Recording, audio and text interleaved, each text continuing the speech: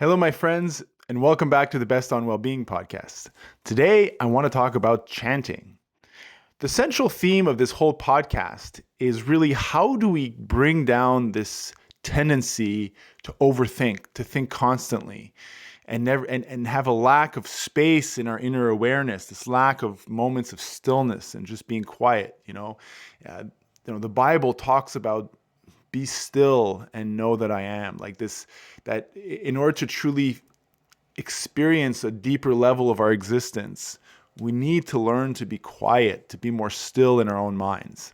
And so this has been very central to the theme of this podcast and looking at different approaches to do that.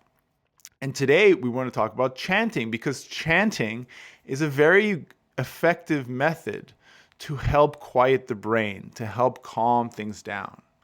And there's quite a bit of evidence that chanting can be a great way to activate attention centers of the brain and reduce anxiety. A number of papers that have been published in the last 2 years that include brain imaging using functional magnetic resonance imaging studies have demonstrated repeatedly that using chant, so using your vocal cords in a mindful way, is a really good method to calm the brain down and create moments of quiet and stillness. And so a few caveats before I'm going to show one method today. Now, there are many. So if this one doesn't feel right for you, there are many others. But I want to kind of give the basic background of what we want to look for. Number one is, it has to connect. It has to feel right. It has to be something that you can see yourself doing. Number two is that oftentimes we tend to want to chant in the language we're familiar with. So if in this context, let's say to chant in English, that is actually something we want to try to avoid. Ideally, we want to chant with sounds or that are from a language we're not that familiar with.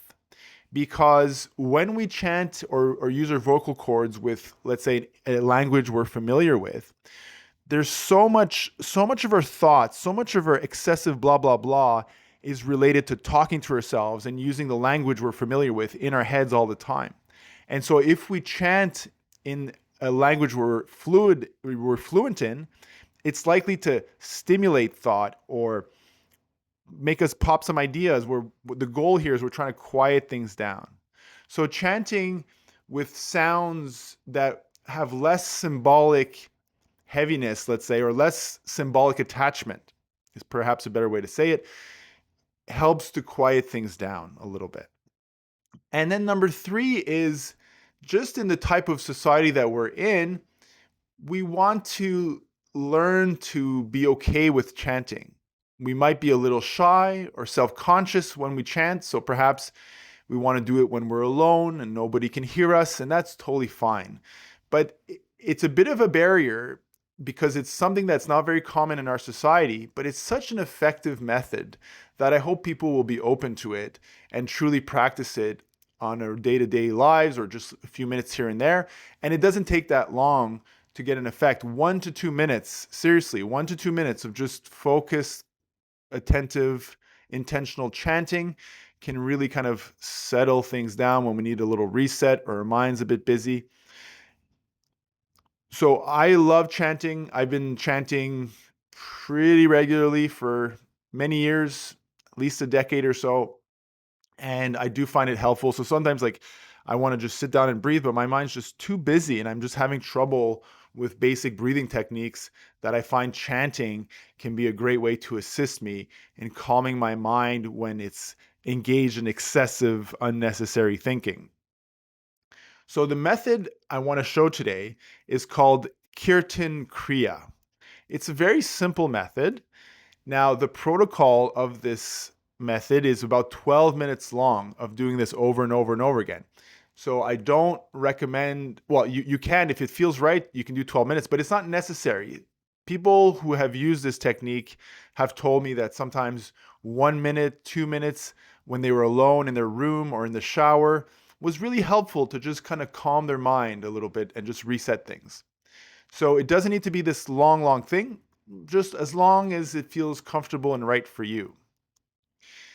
The other thing to know is the sounds we're going to make don't really have any clear symbolic attachment. They are letters of the Sanskrit alphabet. So it could almost be like A, B, C, D, like just using like English alphabet, but we're using Sanskrit alphabet. So it's a bit of a, doesn't really have a symbolic attachment. Okay, we'll talk about devotion and prayer another time, but this isn't in the context of praying to something. This is just about using your vocal cords in an intentional way to calm things down. So this chant, like I said, is called Kirtan Kriya. There's actually a peer-reviewed paper that studied this very method and showed some promising results in terms of helping people to reduce anxiety and actually improve memory recall, interestingly enough. So there's a few things we're going to do here. So it's 4 sounds: ta, ta, sa, sa, na, na, ma, ma. Ta, sa, na, ma.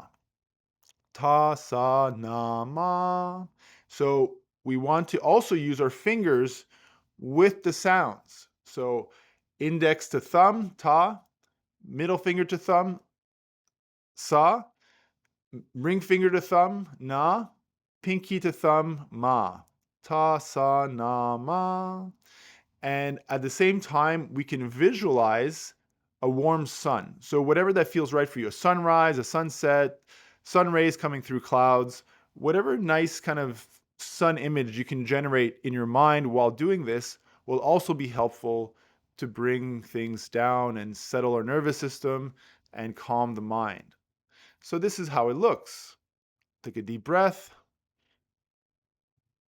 Ta, sa, na, ma. Ta, sa, na, ma. Ta, sa, na, ma. And that's it. You do it over and over and over again. It can be even quieter than that. It can be almost a whisper. It doesn't need to be a loud thing. It can be very comfortable. So ta sa na ma. And we do it again and again. And just to reiterate, it's not chanting to something. It's just using the vocal cords, using the fingers, and using the visualization and just being with that. And some of the theory behind it is that when you're using your fingers, you're activating your motor cortex. When you're using the visualization of the warm sun, you're activating some of your visual centers of your brain. You're activating your vocal cords. So there's a lot of things going on in the brain that it kind of tricks the brain into shutting down the excessive blah, blah, blah, unnecessary thinking. And that can be really helpful to create a space of quiet. So I encourage folks to give it a try. Kirtan Kriya, ta sa na ma. It can be a really cool method to quiet the brain, increase well-being, and reduce suffering. Have a good day, folks.